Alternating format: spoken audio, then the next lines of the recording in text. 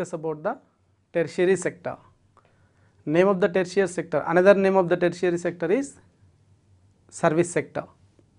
Total economy classified into 3 sectors, and first one is agriculture sector, second one is industrial sector, third one is tertiary sector.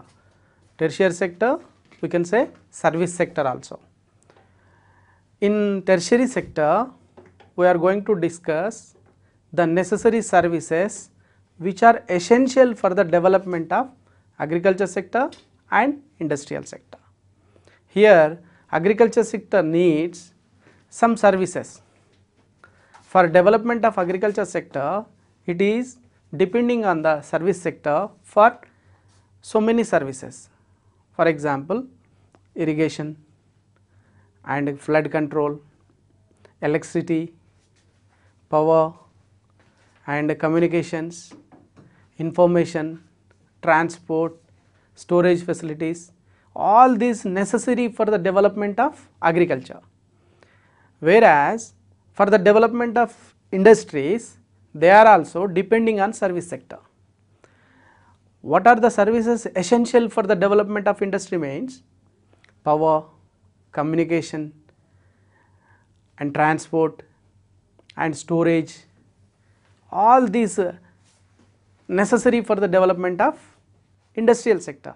Why? That is why we are saying the services, essential services which are necessary for the development of agriculture sector and industrial sector, it is providing services. That is why this sector name is service sector. Without service sector's help, agriculture will not develop and industrial sector will not develop. Why? That is the reason it is the essential, it is playing a very important role in economic development of one country.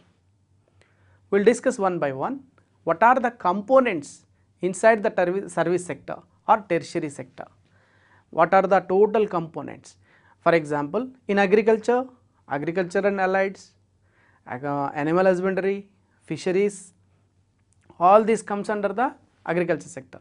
In industrial sector, manufacturing, production, construction, all this comes under the industrial. Like that, in tertiary sector, some components are there. That components one by one we will discuss. Trade, all types of trades comes under this service sector. Hospitality services, hospitality services means hotels and restaurants, they are providing services to the people. Hospitality, that is why they are saying, it is saying hospitality services. Hotels and restaurants comes under the hospitality. Okay. Next, transport. Transport services is also one of the main component in tertiary sector. Types of transports also there, railways, roadways, waterways and airways. First we will discuss the components first, later one by one we will discuss. Communications, storage, real estate, all these also comes under the tertiary sector. Financial services, banking, insurance and business services, IT services, consultancy services, public administration, defense, judiciary and police, education, healthcare, sanitation, personal and domestic services, all these are the components of tertiary sector. These are the main components in service sector. One by one we will discuss about the importance of the tertiary sector in economic development of India. Tertiary sector in India. By observing these important points, we can find out the importance of one particular sector. In employment wise, share of service sector in employment has increased from 17.3% in only 17.3% of the employment is created by tertiary sector during the period of 50-51. Remaining all other depending on, most of the employment is created by agriculture during the period of 50-51. Almost 70% they are engaged in agriculture. And that situation has changed if we observe during the current period which is available to us, that is 26.5% of the employment now it is created by service sector, but it is very slowly it is providing only 17.32, it is increased to 26 point. Whereas in developed countries, if we observe, the most of the employment is created by this tertiary sector only. Here almost to 60 to 70% of the employment generation by service sector in developed countries like US, UK, Japan, Germany. This is the situation which we can observe in India, only 26.5%, even 29%, latest current data it is up to 29%. If we think about the 29% also, it is very less comparatively developed countries. That is the one sign of underdevelopedness or developingness. Okay. During the process of developingness, employment should transform from agriculture sector to industrial sector to service sector. This is the situation, this is the proceeding manner.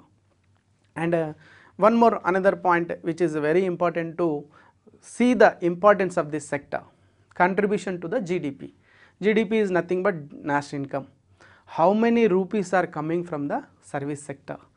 By this we can observe the importance. Okay. The share of service sector in GDP increased from 29% in 50-51, that is increased now 59%. In this way we can say that it is very essential, it is almost 60 rupees contribution coming from the service sector. Out of 100 rupees it is providing 60 rupees, and agriculture is providing 14 rupees, 13.9, and the remaining coming from the industrial sector. This is the contribution, each sector is contributing towards the national income. With the help of this contribution we can say the most of the contribution coming from the service sector. Question may be asked on this point, which sector is contributing more? First sector, first rank, in first place, contribution to the GDP in first place is service sector, second place is industrial sector, third place is agriculture sector. Whereas in the case of employment, the first place goes to agriculture sector, second place goes to service sector, and third place goes to service sector.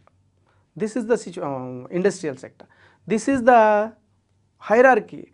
Question may be asked on this.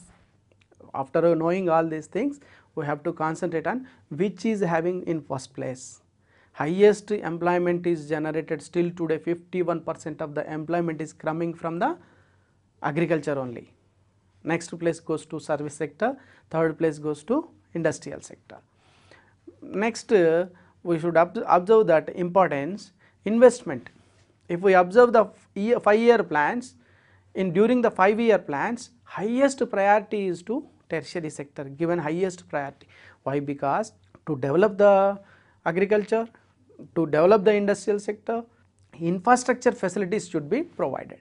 Infrastructure means all these necessary services, power should be there, transport sector should be improved, quality of transport sector and communication, trade, all these necessary for the development of agriculture sector.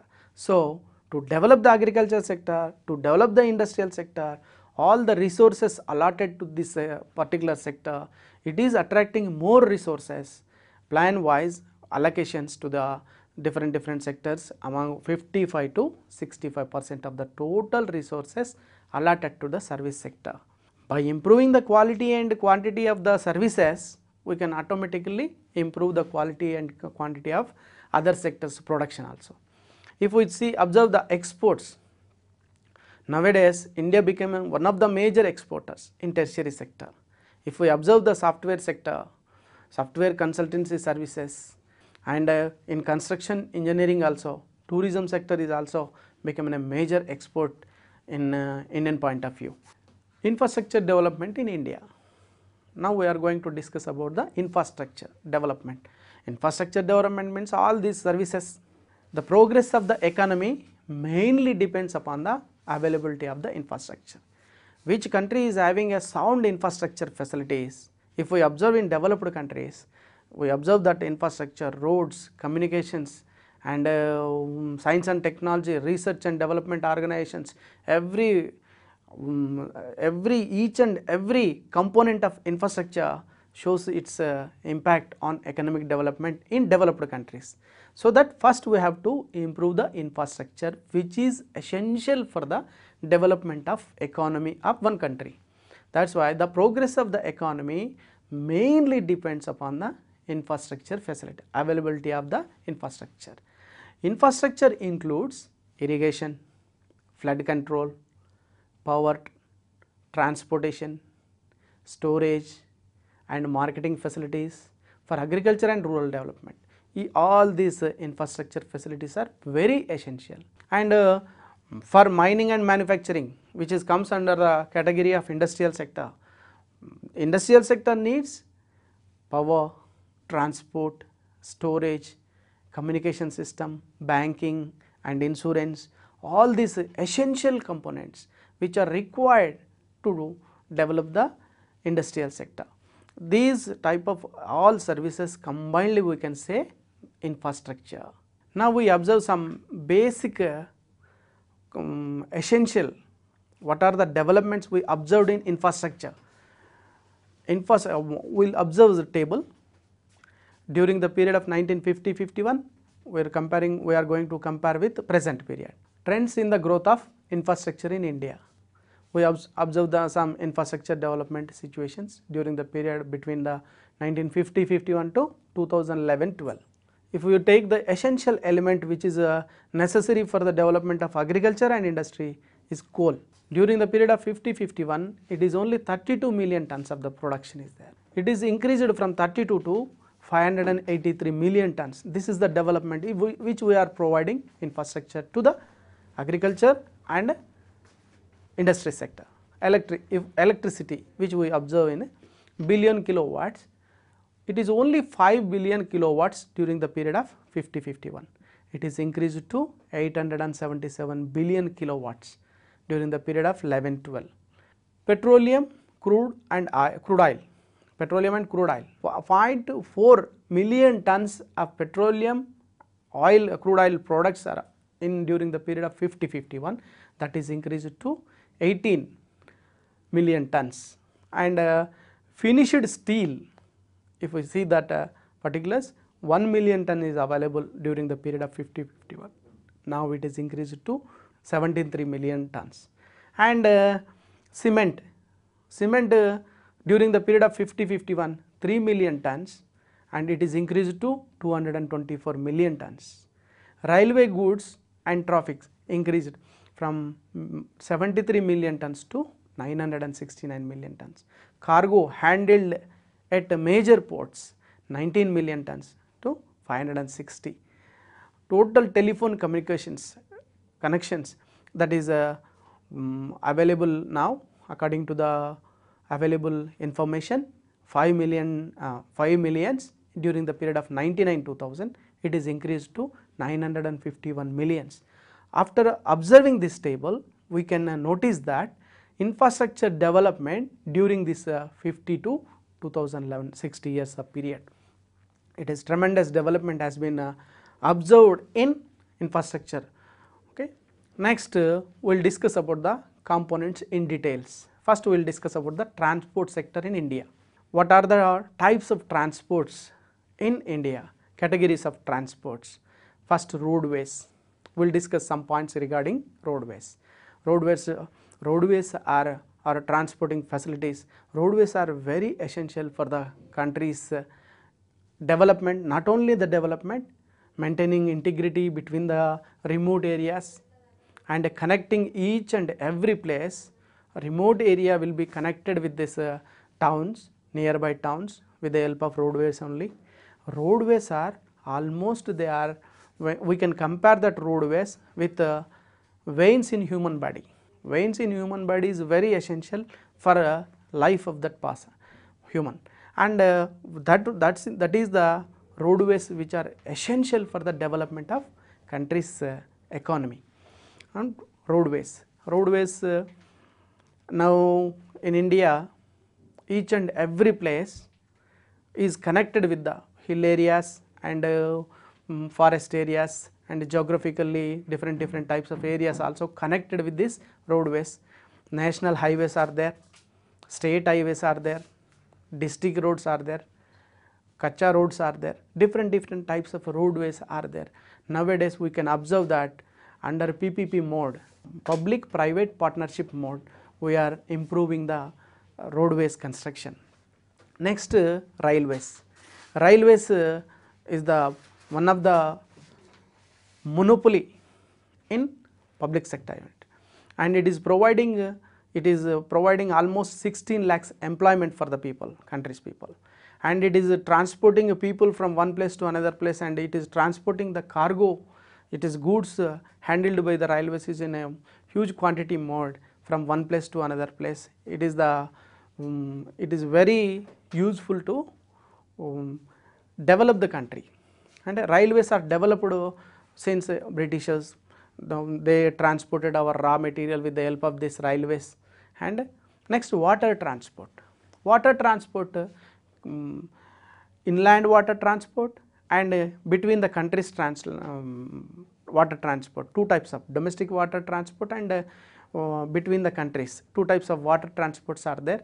Major ports where operate the transport goods and services transported from one place to another place, that is the water transport. Now air transport, costliest mode of transport in the four categories, and fastest the transport also air transport. Cheapest one is water transport and less polluted is also water transport. But wherever the water is available, wherever the rivers and canals and seashores are available there only it is the possible. And railway air transport in India, within the India, Indian Airlines, and between the countries Air India, two types of institutes are there who are giving the air transport facilities. Some problems in transport development in India: inadequate transport facilities. In roadways there is no proper roads, we have to provide good quality of roads, and installed capacity is not expanding that much speedily, and defective transport planning. In planning also we are not showing that much progress. We are not linking the railway roads with roadways. Increase in traffic, and we are using old equipment in providing transport facilities. These are the some problems we observe in transport sector. Here another one component, first one component we discussed, that is transport sector, which is the main essential component in service sector. Another one, energy sector. Energy sector is also play very important role in country's economic development. Energy, that means power it is supplying. Okay. Sources of energy, main sources of energy classified into conventional sources of energy and non-conventional sources of energy. Conventional sources of energy again classified into two types: commercial energy sources and non-commercial energy sources. Commercial energy sources: coal, petroleum and electricity, oil and gas, all this comes under the category of commercial energy sources. Non-commercial energy sources are firewood and agriculture waste, animal dung, all this comes under the non-conventional energy sources. Non-conventional sources means tidal energy, wind energy, solar energy, all this comes under the category of non-conventional sources of energy. Conventional sources are petroleum, gas and coal, electricity, these are the conventional sources. Non-conventional sources: tidal energy, we use tides to produce the electricity, tidal energy. We use the turbines to produce the electricity, that is wind energy. We use the solar rays to produce the electricity, that is the solar energy. Nowadays we are following improving the this energy sector, non-conventional sources of energy sector. Why? Because all the conventional sources are exhaustible except idle energy, idle electricity power, except idle power, remaining all other commercial sources or conventional sources are exhaustible. Solar power, wind power and tidal power, this comes under the non-conventional sources. Okay. Primary sources of commercial energy, primary sources. What are the primary sources? Coal and lignite. Coal is used to produce the electricity, and oil and gases, with the help of oil and gas also we use to produce the power, and electricity use to produce the electricity we use thermal, hydel, and these are comes under the commercial energy sources. Sources of non-commercial means firewood, agriculture wastes, animal tanks. In rural villages still today the people are dependent on firewood for the making food production, and all this for water purpose they are using, mainly they are depending on firewood. 65% of the energy, for the purpose of energy they depend at 65% on firewood only in rural areas. Okay. Energy problems in India, some problems which is energy sector is facing. Quality and quantity of coal available in our country is very low. When compared with the developed country, the available quality of coal is very less in India. The dependency of oil and gas imports is increasing. For petroleum products we are depending on other countries. In our India, petroleum sources are not that much available, so we are importing from other countries. The dependency on other countries for the purpose of oils, so it is increasing, dependency is increasing, our imports is increasing due to this. Imbalance between supply and demand of commercial sources. There is a huge gap between supply and demand of commercial sources. That is also one of the main problem in energy sector is facing.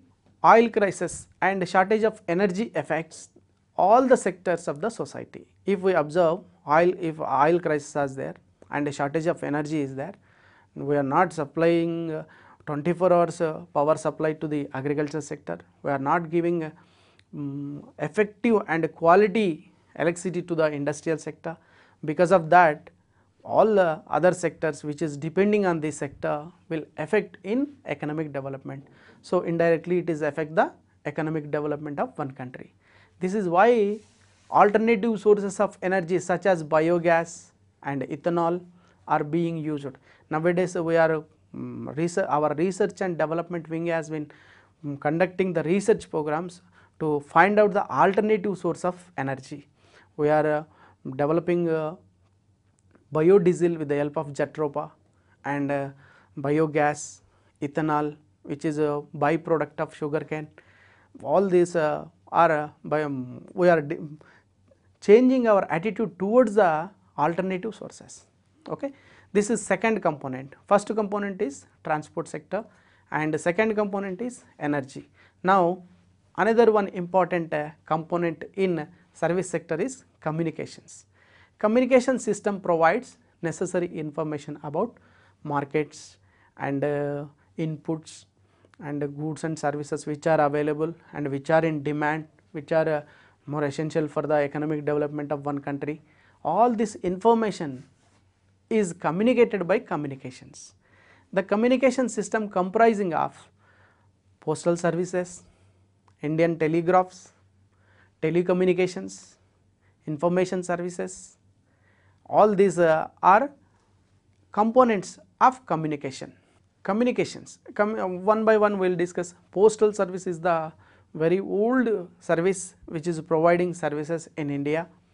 We are having average for 7,000 persons for one post office. We are having almost 1.5 lakh post offices in our India, and it is providing postal services since olden days, 1718 onwards it is providing. Indian telegraphs, In Indian telegraphs, fax services, telecommunications, Indian telegraphs, telephones, telegraphs and telex, all this comes under the category of Indian telegraphs. Indian telegraphs is also one of the old services in service sector. Telecommunications, now we observe the telecommunications, and it is earlier it was the monopoly of public sector, but is other private sectors also given chance to provide these services. Telecommunications, in public sector, BSNL and MTNL are the service provider, and other private telecommunications is also there.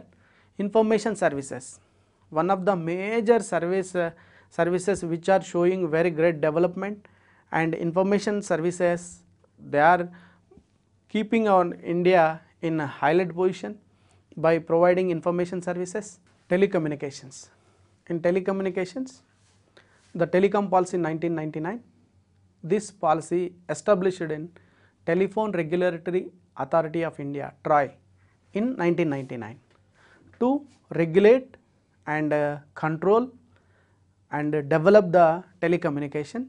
The Indian government has issued the telecom policy in 1999. Under this policy, TRAI was established. National Telecom Policy 2012, the main objective was to ensure that India plays a leadership role in knowledge intensive global scenario, and it is playing a very leadership role. According to the National Telecom Policy, the main objective is that we have to play a leadership role in knowledge intensive global scenario. Information technology, total software sector comes under this. Nowadays we are observing that what is the information technology, and with the help of information technology we are providing software services, we are exporting software services to other countries, and inside the in administration also, public administration also, GOI cloud, under the name of GOI cloud, government is providing all online services like e-Seva, me-Seva, all this online services provided with the help of information technology. And information technology bring the total world into as a global village by providing fastest mode of transmission and fastest means of communication. With the help of this, nowadays the world became a global village. Even every services, BPO services and every services, they are India is major country, one of the major countries who are exporting software services, so that we are earning foreign currency, foreign exchange reserves, and one of the globally important countries, one of the major service software provider country is India in the world. It has main place. Next, science and technology, this is also one of the component in tertiary sector. Science means acquiring the knowledge, science means acquiring the knowledge, and technology means whatever we acquired, we refinement and we use that acquired knowledge in a proper manner, that is technology, science and technology. And with the help of science and technology only one country may progress in economic development. It is very essential, so that every sector they should establish one research and development wing, and they should concentrate and improve the quality and quantity of the productive units, and so that we can increase the production. With the help of science and technology, with the help of research and development only, it can be possible.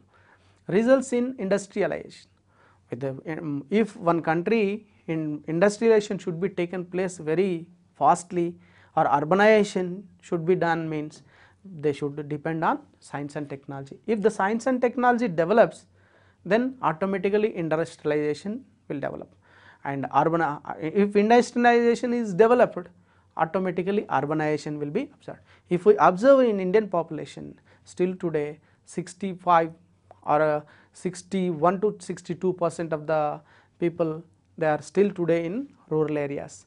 35 to 39% of the Indian people, they are residing in rural areas. That should be changed, then fast urbanization should be take place. So we have to depend on science and technology. What are the main benefits of science and technology? It increases the productivity of the factors of production. Our factors of production, land, labor, capital and organization, these four are called factors of production. With the help of science and technology only, the productivity of these factors of production will increase. With the science and technology, we notice what are the elements essential for one particular growing crops, or what are the main minerals which are available in one land, so that if we find it out that we can extract them, we can use in the production, we can increase the productivity of that factor. So science and technology plays major role in increasing the productivity of factors of production, results in effective utilization of capital goods. Available capital goods are very scarce. Capital goods are available. We are importing capital goods from other countries. These scarce capital goods should be used in effective manner. That is for the use of effective, we should depend on the science and technology, then only we can use properly. Increase the usage of better equipment. It is the science and technology which provide the opportunity to us to increase the usage of better equipment. We can use good quality of products as a capital goods. Eliminate the wastages, reduces the cost of production. To eliminate the wastages in the production, we should use the science and technology. It reduces the cost of production by improving the productivity capacity of one factors of production. Quickness production and distribution process, and strengthens links between agriculture and manufacturing and trade. Agriculture means agriculture sector, manufacturing means industrial sector, and trade means service sector. It strengthens a link between one sector to another sector, another sector to another sector. These are all the sectors which interdependent.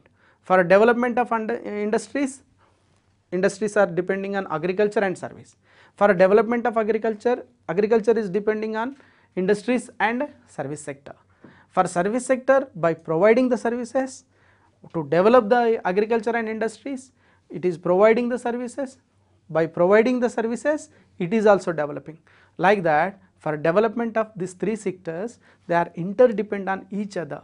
This is the process, it is increased with the help of science and technology. And so that if these three sectors will increase fastly, that will reflect on economic development of one country. Science and technology benefit the economy with large scale production. We can produce large scale. We may not depend on other countries always.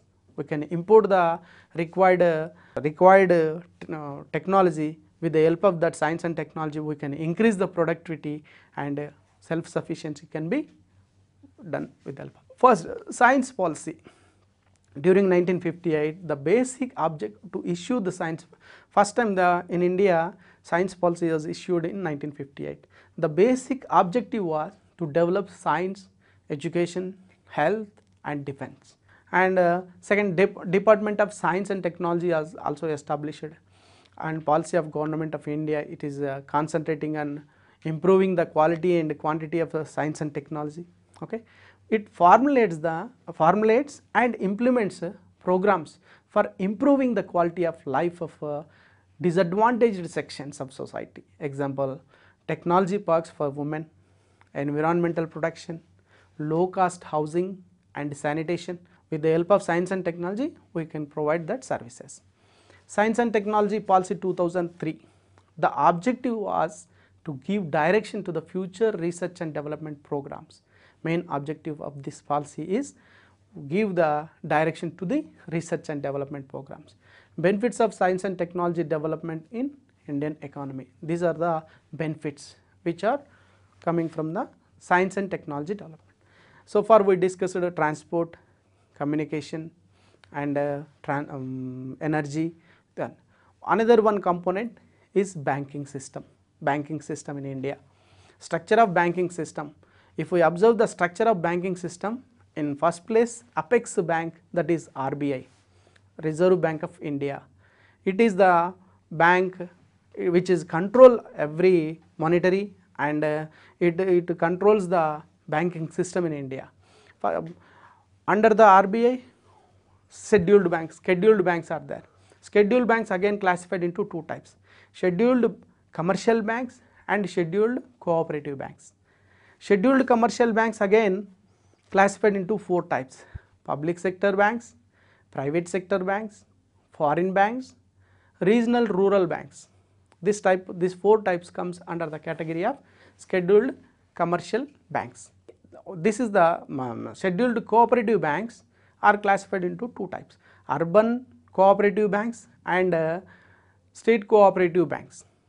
And the motive of scheduled commercial banks is profit making, and the motive of scheduled cooperative banks bring the coordination between the. This is the main motive of the scheduled cooperative banks.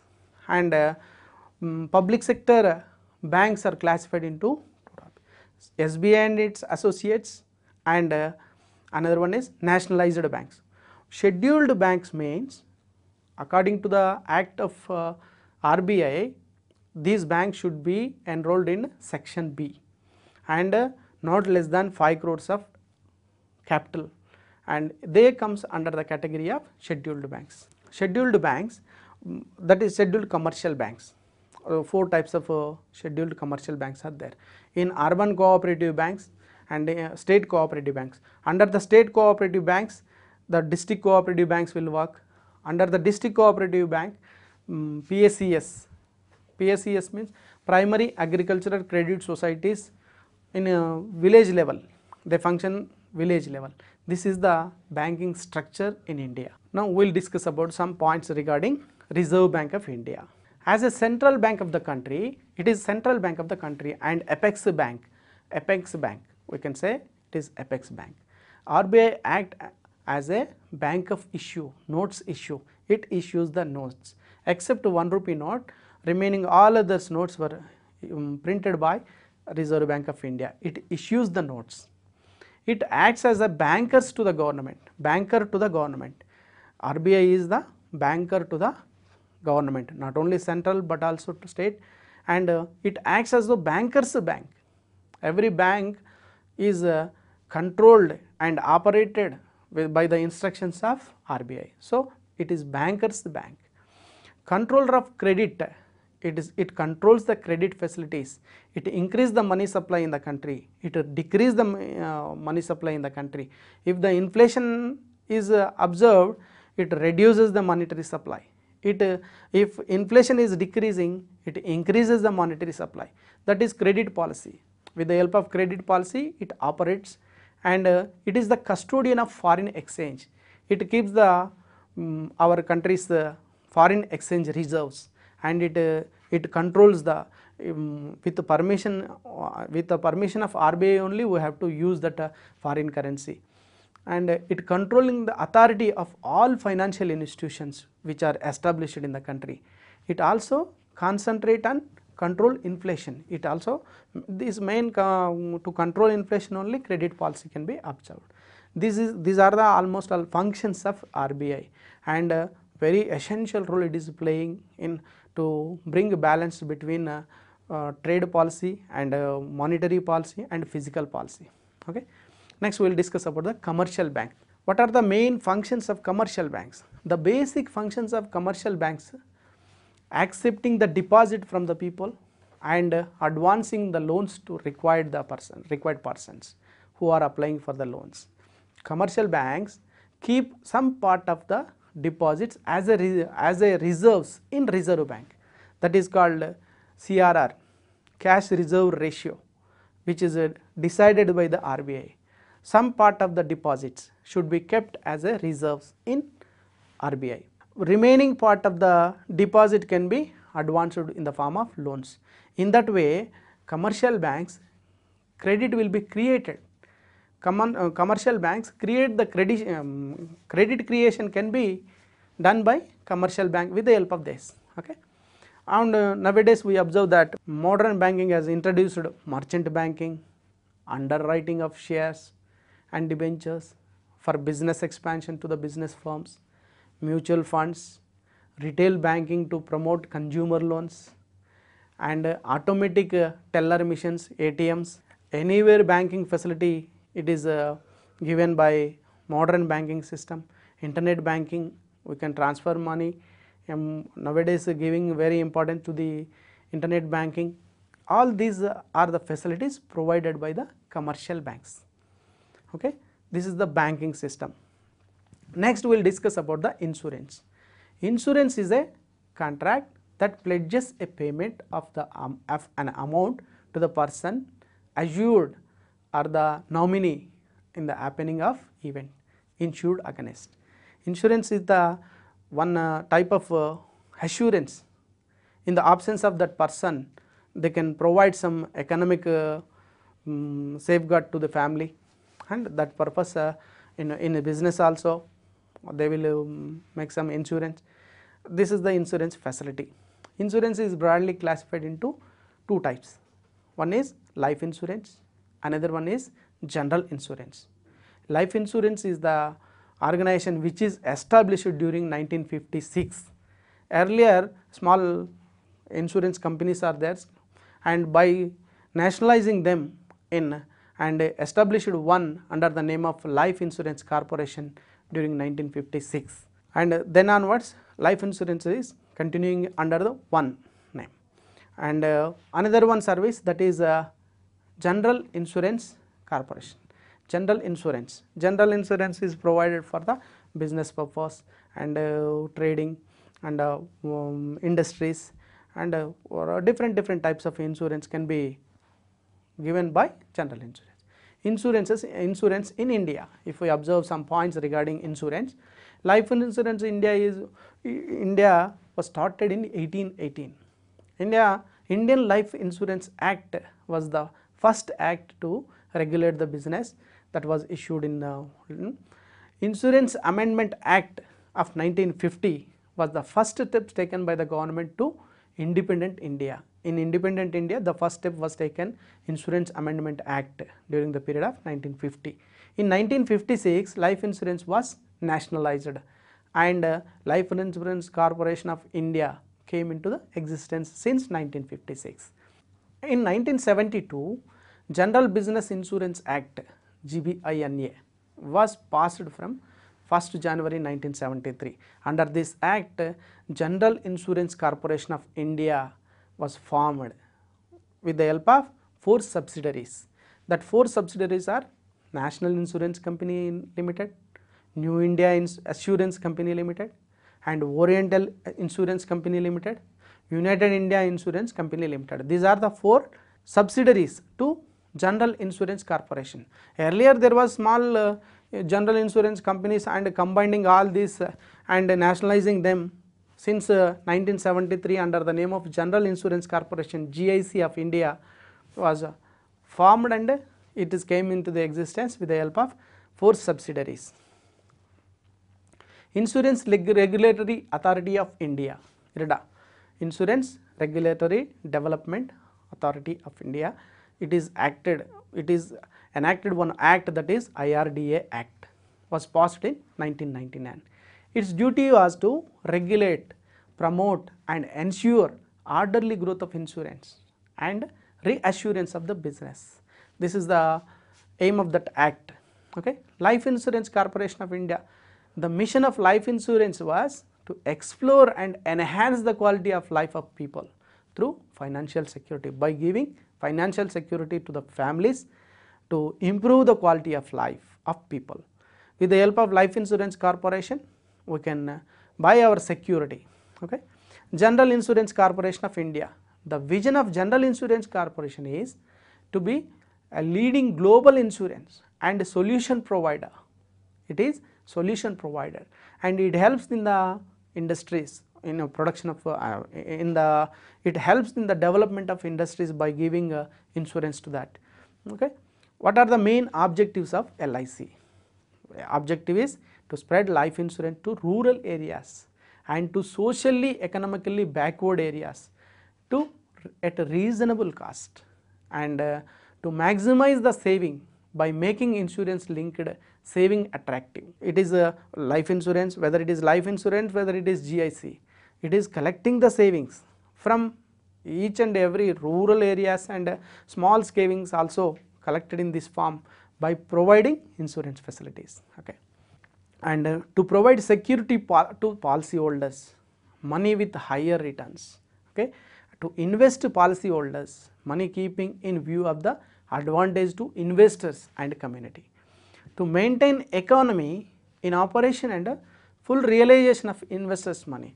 Like that, the small people can by doing insurance in the LIC, they are putting some investment in the country's development. With the help of that, they can get some returns also. General Insurance Corporation. What are the major objectives of General Insurance Corporation? We will discuss sometime. Building mutual benefited relationship with the business partners. Building mutual beneficial relationship among the business partners. Protecting fair business and practices and ethics. Okay. Applying state of the art technology process, including enterprise risk management and innovative solutions.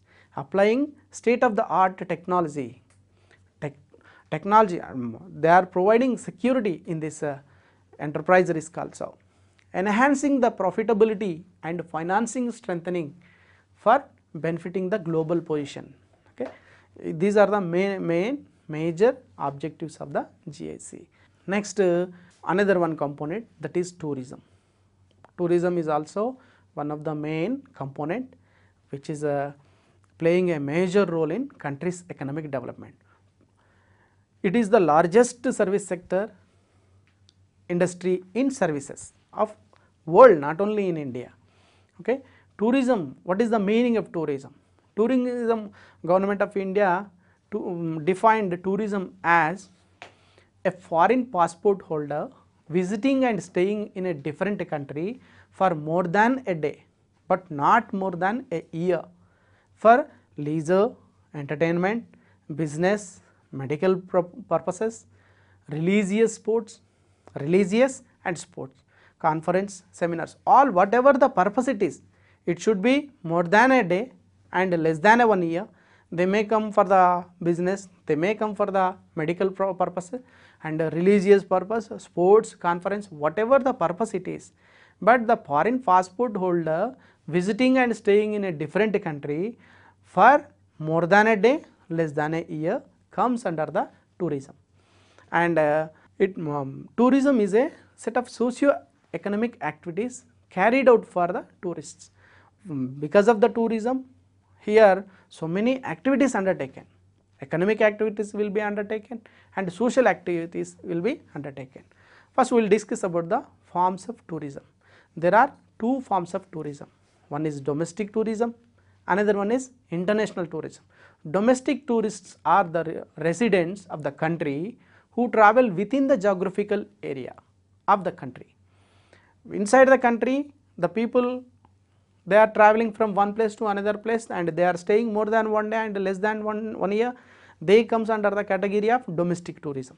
International tourism, earlier we discussed about the foreign passport holder who visiting a country not less than 1 day and more than not less than 1 day and not more than 1 year.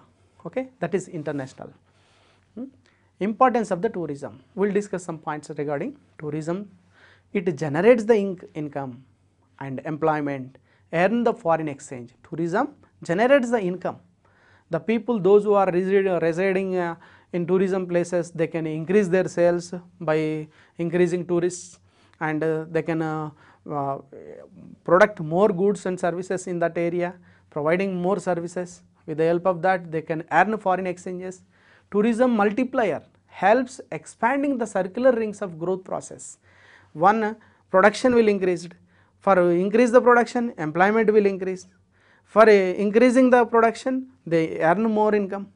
More income leads to growth process. It boosts the manufacturing, horticulture, handicrafts, landscaping. Tourism boosts the manufacturing sector, horticulture, handicrafts, landscaping, all this will be boosted. New areas of service sector, example, booking the ticketing, exchange conversion and hospitality. Parking will be developed. Hospitality means hotels and restaurants business will be developed with the help of tourism. It increases the revenue to central and state and local governments also. It improves the environment and results in sustainable development. It improves the environment and results in sustainable development. All this shows the importance of tourism and in India. Tourism in India, what is the impact which is shown tourism on Indian economy? So far we discussed. To promote tourism, the government of India has set up in India Tourism Development Corporation, that is ITDC, Indian Tourism Development Corporation, in 1966. The objectives of ITDC: it promotes and expands the tourism in the country, to provide transport, environment, shopping and convenience services, the aim of that ITDC, and to render consultancy and management services in India, to provide innovating, dependable and value for money solutions to the need of tourism development and engineering industry. These are the main objectives of ITDC. With the help of tourism, Indian economy is also increasing its foreign exchange reserves, and these are the main components in service sector. In question point of view, we have to concentrate which is the oldest service sector in India, and one more thing we have to concentrate: GIC, General Insurance Corporation name, now it is a reinsurer. Name is not changed, but it is a reinsurer who are insuring, giving insurance to the insuring companies. That's why we can say reinsurer. Who are the reinsurer? The question may be asked like this: among the given options, who are the reinsurer? LIC, GIC, New India Insurance, Oriental Insurance. If that question may be asked like that, reinsurer is GIC. Now it is not giving direct insurance, it is giving insurance companies to insurance. So it is called insurer, reinsurer. Life Insurance Corporation, when it is nationalized, and how many companies are there, by combining all this, now it is LIC. We have to concentrate on that type of points. What is the impact of tourism, and what is the exactly tourism means, and how it is impacting influencing the economic growth of country. Like this, these points may be asked. Okay, and question may be asked like that: based on this concept, and acquire some current details also, get some current details also, add them into this, and get this concept and clarity over this concept. What are the transport sector's influence in economic development? What is the major role which is playing? And all these components, concentrate on different components: energy sector, transport sector, communication, science and technology, insurance, banking system, tourism. All these are the components of service sectors, how they are playing in economic development of one country.